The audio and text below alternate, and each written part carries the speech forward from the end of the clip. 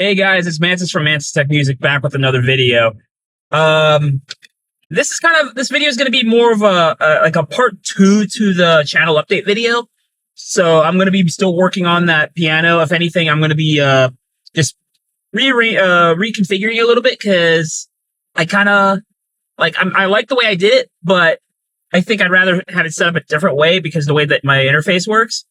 So, but I'm still going to kind of keep everything there, and I'm probably just going to find some female to female MIDI stuff and just plug it in that way if I need it. But yeah, so I'm going to be doing a little bit, switching out some cables one more time. And then I got a client's project I'm going to be running through with MIDI through that piano. So it's going to be a little bit, it's going to be a pretty fun day. If I sound tired, yeah, because I just came back from I just got out of my other job. But yeah. So yeah, let's get a move on. So I finally get to record this piano with the whole new setup today, and I'm kind of excited because it's supposed to the way I have it set up is supposed to just streamline everything. You know what I mean? So I'm like, okay, if I need to do something, I'm in and out. Today is going to be a little bit different because I got to spend a little bit more time trying to find the samples and the sounds I want out of that Lowry or the Lowry piano. I don't know how to pronounce it. Give me a break. But yeah, I just got to play around with it, see what samples I want to use. And I'm using Studio One like I normally do. I have it on a laptop, and I have a PreSonus interface that I like to run stuff through. I have a few other interfaces, but I think for this one, I kind of wanted the preamps on the PreSonus. I think it's a 26 studio interface, or the 2.6 one. It's one of my mobile interfaces. I have an Antelope Audio Go, the little Go one. I have one of those, and I have the Universal Audio, the Solo. But I think at this particular setup, I kind of want to do this and use those preamps. I think it would work better for this particular project. But other than that, yeah, I'm finally happy I get to do this whole new setup with it. A quick note on the YouTube channel. I already did a lot of filming, and I got a bunch of videos that I'm already already edited, ready to go. I just want to get a few more ready to go so I can kind of just start getting myself ahead. So when I start uploading, they're already flowing, and then I can kind of it'll be easier for me to kind of just maintain and keep putting videos out when there's stuff already going. I think that's also what's going to help is because I'm going to feel like there's less of a rush to try to put videos up. I mean, ultimately, depending on what kind of medical situation I'm in is going to kind of really dictate if I'm able to keep up with that. But it's kind of what I did before, and I kind of got some better results than I thought I was going to get. So that's kind of how I'm going to go about it. I want to do it again. But yeah, I'm just happy that I've been feeling good lately, getting back in YouTube, working on clients projects again. Pretty much both the two other jobs I do outside of music, everything just going really well. So yeah, I'm pretty freaking happy. But yeah, this is going to be fun. I'm already almost there. And I've also brought better lighting this time. So there's going to be much better lighting for the filming of this one. Because last time I didn't even bring any of my light setups and stuff. So this time I actually brought one of my lighting rigs / mobile filming rig with me. So it's going to be a lot better on the eyes when it comes to the levels of light. So okay, we're here. So let's get set up. How's that lighting? Definitely looks much better in the camera, at least from what I see so far. But yeah, so I'm going to be pretty much just vlogging the process of me trying to get this set up and reconfigured, and then running all the MIDI tracks through the piano. So, and doing what I need to do. So yeah. So first thing I'm going to do is the thing I forgot to do last time was label the cables, which way they're going, which one's left and right. So I brought some stuff to film to label that. So let's get that started.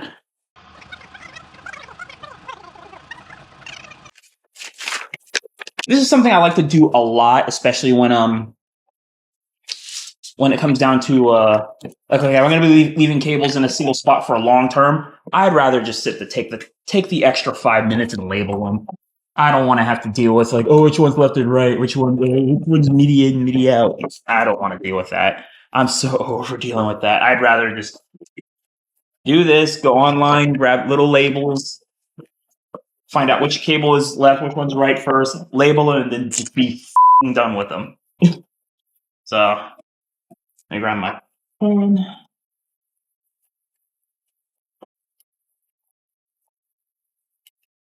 There we go. So, thankfully, I already preemptively labeled the MIDI cables, which ones are going in, which ones are going out. I already did that. So right now, all I really have to do is figure out which one's left and right. Usually I label both ends of the thing, but since these cables are just pretty much going to be sitting there most of the time, I'm just going to do the one side. If I need to figure it out or something's wrong, I'll just swap them. Simple as that. I'll move it again and just swap them, or just swap the labels.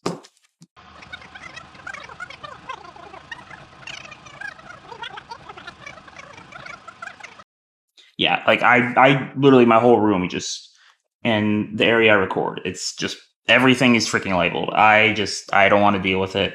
And the thing is, especially like a lot of the times, the way I do a lot of the thing is like in terms of setting up for stuff, I obviously don't charge clients for that unless it's something like, okay, if I'm miking up a drum kit, if I'm doing anything like that, okay, that's a little bit more labor intensive. But in terms of like, okay, when it's time for someone to come over record, you know what I mean? And we got some gear we got to hook up and stuff like that. I already have all the ins and outs, extra cables laying there. All we literally need to do is just hook it up and boom, we're good. So if I'm not going to charge people to be able to, just for the setup, which is because I think that's kind of unfair, is unless it's like a completely from scratch setup. No, I'd rather just be like, okay, we have a meeting with the client. They come over, we talk about the game plan. Everything's already labeled. We just connect and go. You know what I mean?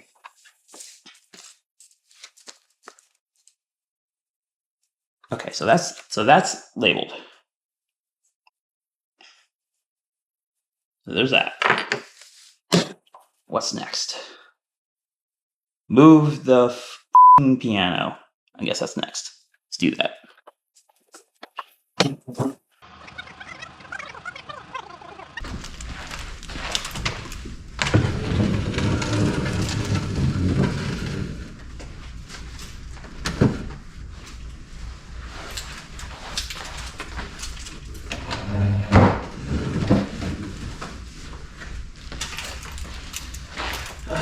Here we go again. I think it's heavy.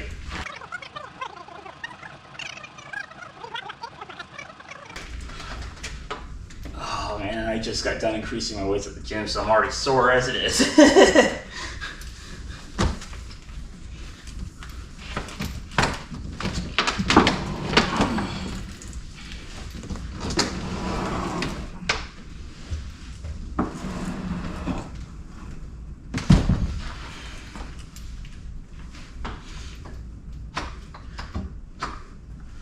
Okay, so obviously since in here I got stuff wrapped up because keep it nice and organized, so I'm not having to freaking deal with untangling stuff. A lot of people say it's OCD, but God, it makes everything so much easier. And as long as I just have a procedure to do it all the time and not like, oh, these cables got to be constantly wrapped. It's like, no, I just wrap them once, be done with it. And it just saves so much time. So a lot of people say OCD. I say I'm tired of dealing with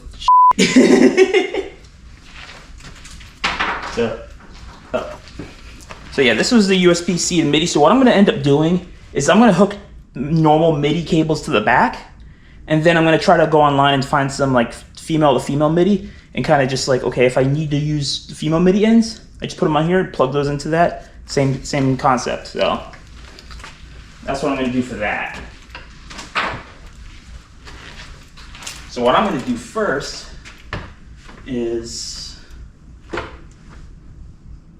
probably take you with me.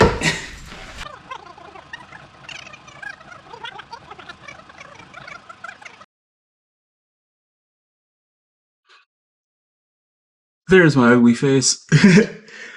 Oh my gosh, having this new lighting setup makes it so much easier. Okay, so one's left, one's right. Okay, so let's follow the left one, see which one is that. Or just do the right one first.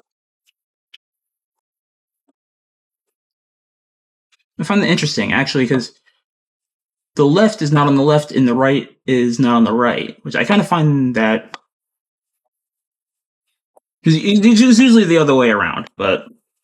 Which, from at least from the gear that I'm used to working with, but I'm glad I'm double checking this, because that would have, if I would have went off of that, that would have been confusing.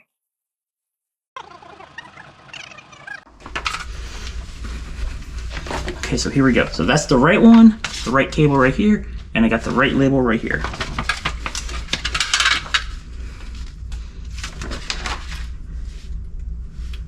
Again, I know people give me so much crap for being, oh, you're so OCD about this stuff. It makes my life so much easier. I'm gonna be honest with you. Once it's all done, it's done. Unless you need it, then you just unwrap it, do what you need to do, wrap it back, and that's it.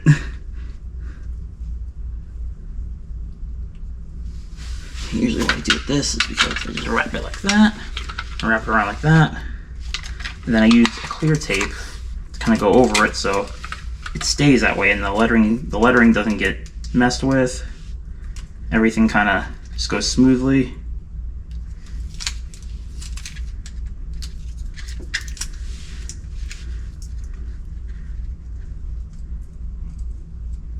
You wrap it out like that.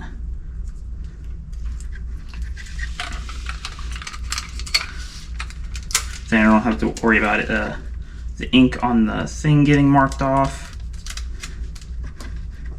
It'll just stay like that.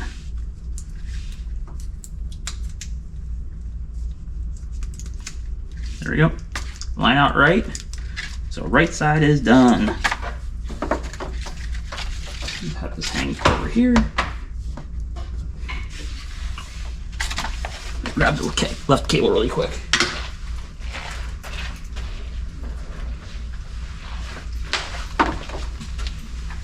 Left cable.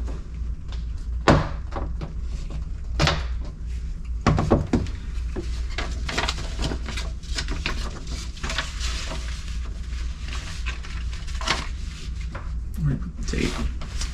Oh, there it is. Yeah. I love getting an opportunity to work with this piano. It sounds so good. And from more research I've done online, apparently it was released in 1990. I mean, that's obviously I'm looking online. I don't know if that's actually like accurate information. I mean, if I dig deep into the manuals and stuff like that comes with this thing, I'd probably find that'd probably be the more accurate information. But I'll probably eventually do that. Just get bored and just be like, oh, okay, let's find some more of the history about this thing.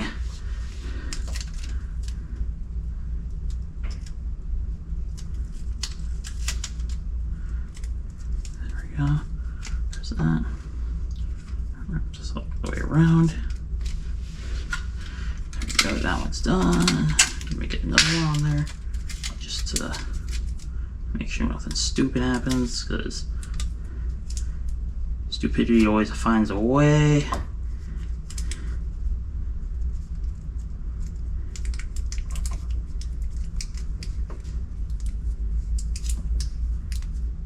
Now this I want more is a little exposed. Let's do this. But yeah, I'm glad I'm back into doing a lot of filming again. I got some plugin reviews already lined up. I did some YouTube short videos too, and it's usually a lot of it's like this, little things like this. So like, okay, like I put, like, if you look at the end of this, I have a little cap protecting the end of it because this is going to be sitting here for a while, and I want to make sure that the cables are still good. So like when I come over to record again, I'm not having to worry about like, oh crap, I got to get the isopropyl alcohol and kind of clean it and stuff like that. I'm trying to at least minimize that, how often I'm going to have to do that, because there's quite a few times where it just sits here for a while, and if these are going to it sits here for a while unused, so and I don't want to have to keep micing it up, so that's ultimately why I'm doing this.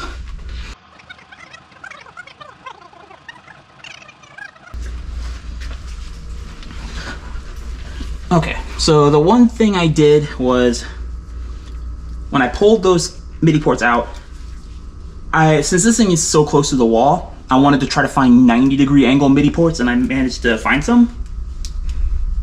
So I can get the rubber cap off that I put. There we go.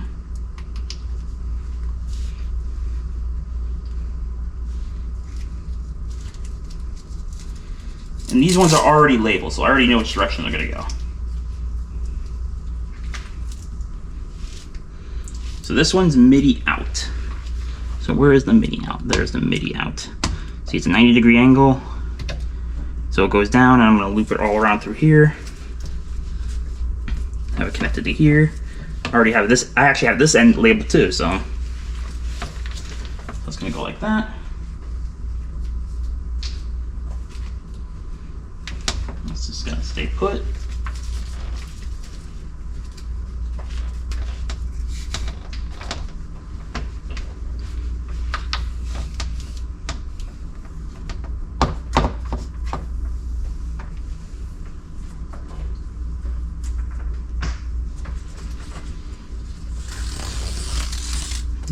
You actually leave that there. And here is the MIDI in.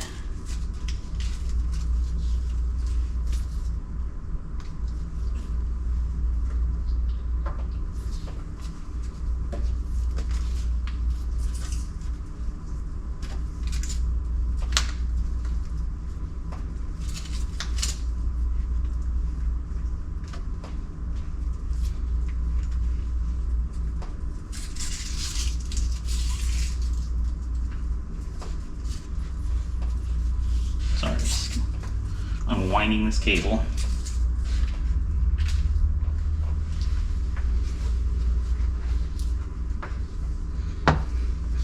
So there we go, MIDI in, so this one's gonna go in right here. And what I'm gonna do, just because I have them here, I'm gonna take, I should have brought the other caps. I'll come back another day and just put the, because I have these little rubber caps that I use on here. You'll see a little YouTube video that I'm gonna put up about that. It's gonna be too short. So I have those caps, but I also have MIDI cover caps too. So this will actually protect the MIDI ports too. I know a lot of times it's not a big deal, but if they're just gonna sit here, you know what I mean? I'd rather clean it and just let it sit. You know what I mean? Clean it, let it sit with something protecting it, so.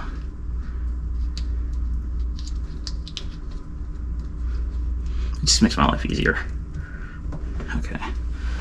So now, since that all is like that, let me organize these cables just a little bit. This cable, this MIDI cable I have already comes with like a cable type already on it, so I'm just going to utilize that. Just tie all of this together.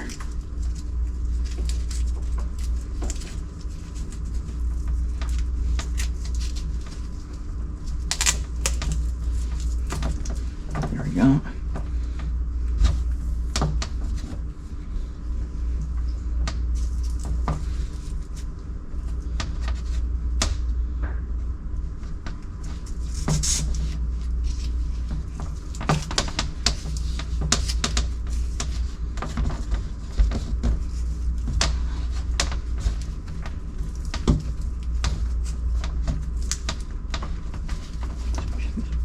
Solid. Yep. There we go. Okay, so now that's done, I can bring all of this over here.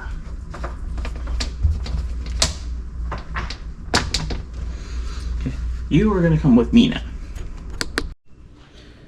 Okay, time to push this monstrosity back into place.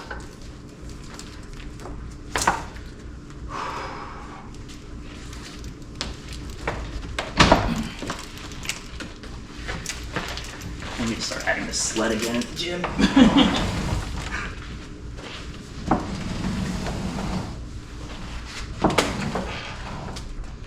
There we go.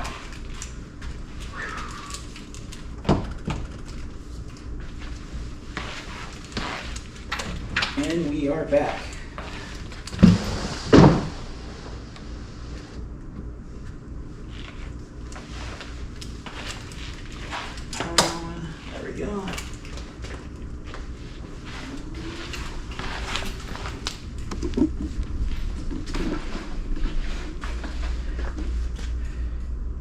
this piano is awesome.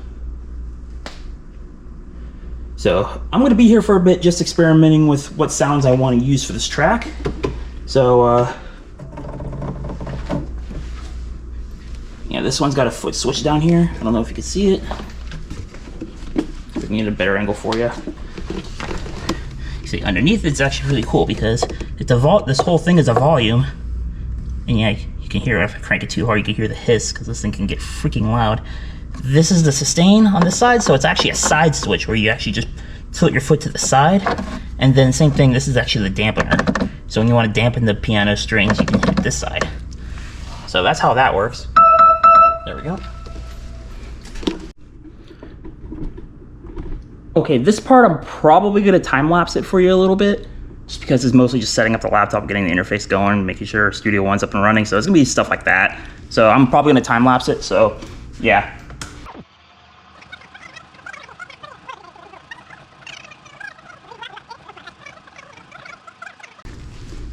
Yeah, so this is the interface I'm using, the Studio 26 USB, or the Studio 2.6. I think they call it 2.6 because it's just 2 ins and then there's like 6 outs or whatever like that. Something like that. Forgot how they label them in a weird way like that, but it also makes sense. So that's gonna be the thing I'm gonna use here. So.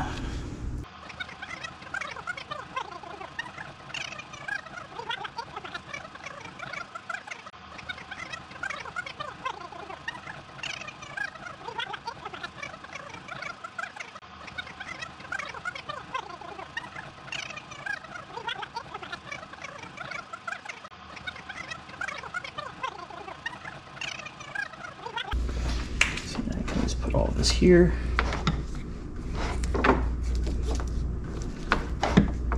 So there we go, easy access. I mean, I'm gonna obviously this is just gonna get tucked away when I'm done, but for now, the fact that it's there, makes it much easier.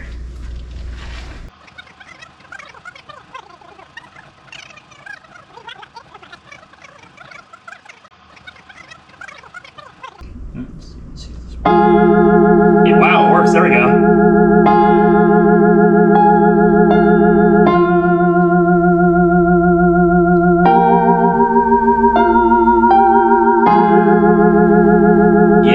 That's what I'm talking about now.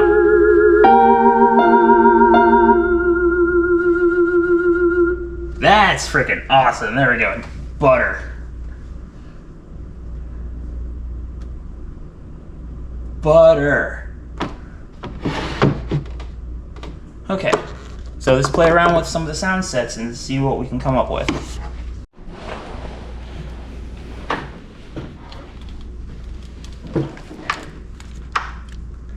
I love these AKGs. These are the K702s. They are like, for me, I use them a lot when it comes to like just checking and stuff like that. Yeah, you can come up with awesome sounds with these, and they sound really good. Ultimately, like a lot of my recording, like a lot of people look at my setup and like, wait, where's your monitors? The issue is that the way I have my setup configured, I actually had to do away with my Yamaha HS8s, and I had a sub 2. I just had to do away with it. I just didn't have room for what I needed to do, so I had to adapt. So I do a lot of my mixing on headphones, but I got a lot of softwares to compensate for it, because let's be real, if you look at my room setup, and I get this comment a lot where everyone's like, you got all this stuff hanging on your walls, you got so many reflections, you should spend more money on acoustic treatment, blah, blah, blah, blah, blah, blah, blah. You're not wrong, but I just figured out another way to go about it, because I didn't feel like doing the whole acoustic treatment thing, and I'm actually getting, if anything, much better headphones, better results with headphones anyway. So, and it's just getting more and more fine-tuned, kind of like literally as I keep going. I've been using the headphones for a long time, and it just, if anything, I've gotten really familiar to how to manipulate. Okay, like I know what headphones can give me what sounds, or like, you know what I mean? Like, okay, if I'm using this pair of headphones, this is the stuff I could test it with, and this is the stuff I can't.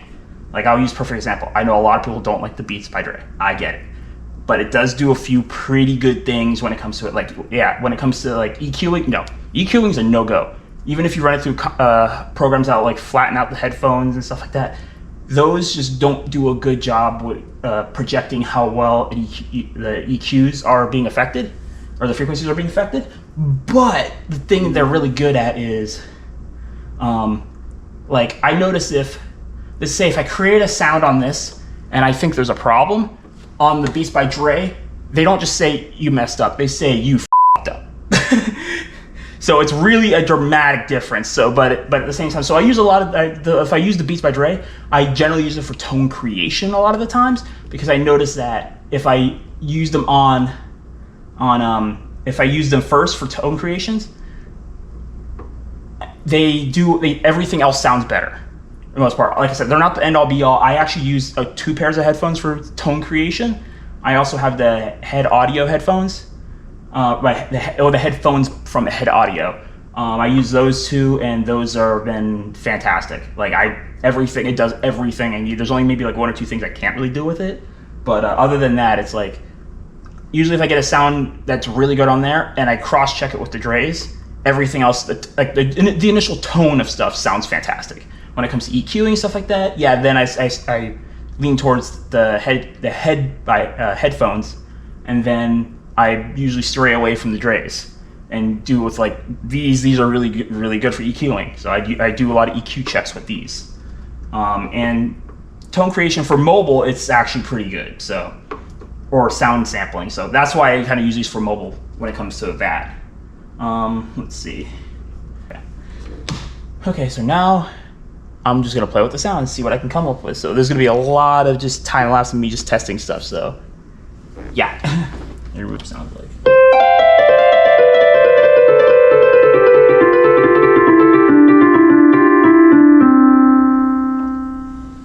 That sounds cool.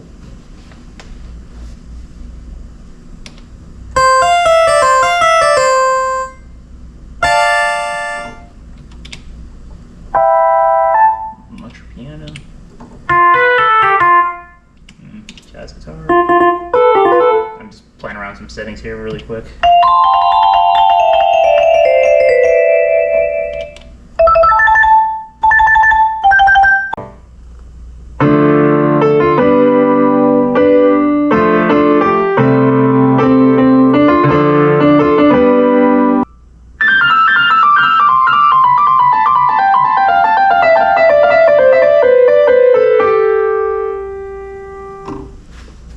Three, two, 1, 4.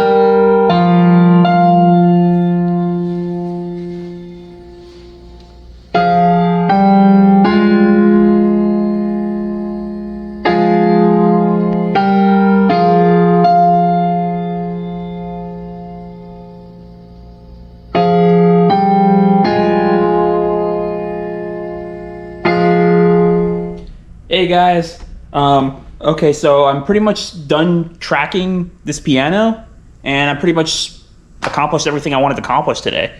So yeah, I guess this is the end of the video. If you guys have any ideas for like any other content you guys want me to do, I mean, I'm trying the blog thing. I'm just trying to see if people even like it. So it is what it is. If you don't like it, okay, I'll stop making them. I'll focus on something else. So definitely let me know in the comments what you guys want to see. And yeah, I mean, like I said, my goal is to kind of just really start pumping out as much videos as I can. And I mean, I really know, like, I don't have much of a timeline or whatever, but it's pretty much as fast as I can. As simple as that. But yeah, if you like what you see, like and subscribe, and see you in the next video.